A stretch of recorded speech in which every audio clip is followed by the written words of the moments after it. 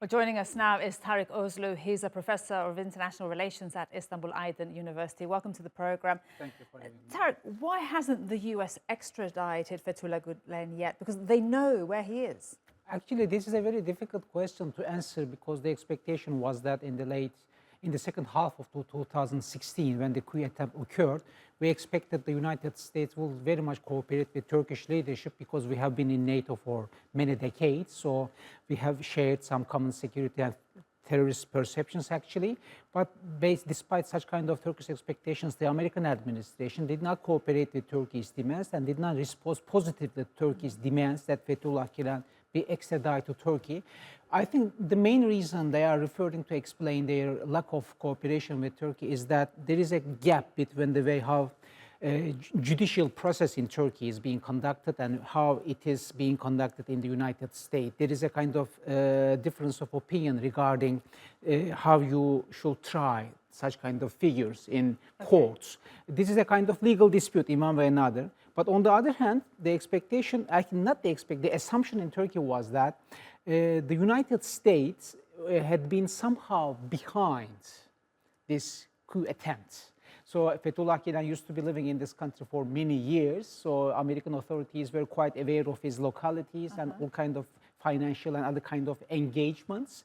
Despite such kind of things, they didn't cooperate with Turkish authorities. So this is an enigma. This is a very difficult situation to answer. Incredible. And surely this has had an incredible impact on US-Turkiye relations. I mean, we just saw the two leaders this week at the NATO summit in Lithuania.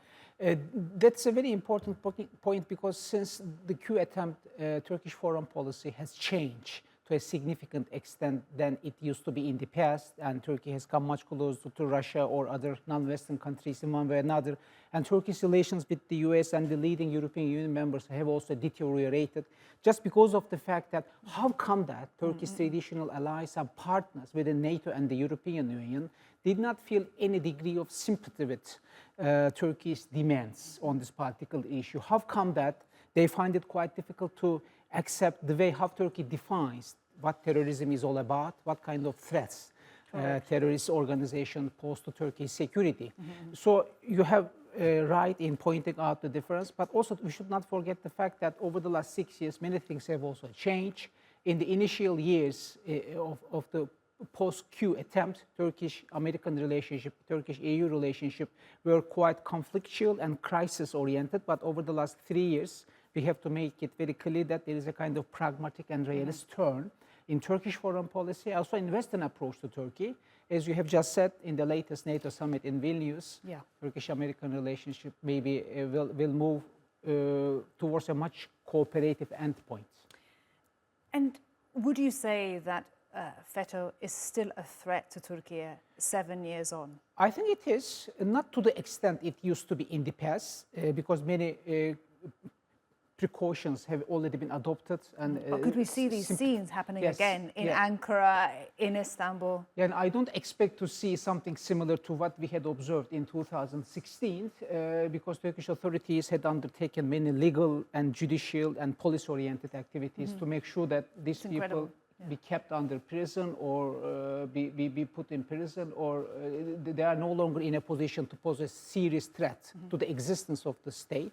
And also, we should also underline the fact that this is a kind of public relations campaign as well. It's not only state-led. What do you mean by that? And it is not only the state authorities who are undertaking such kind of anti-FETO-oriented activities here in Turkey, but public opinion in a general sense are quite supportive of the policies adopted by the government.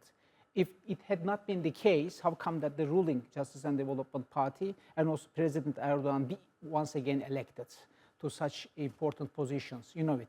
So, and in the eyes of the public opinion, all kind of precautions, all kind of steps the government had undertaken in the past were accepted positively, and they were bought in one way or another. Fantastic to get your thoughts on this important day. That was Tarik Oguzlu, Professor of International Relations at Istanbul Aydin University. Thank you once again. Yes.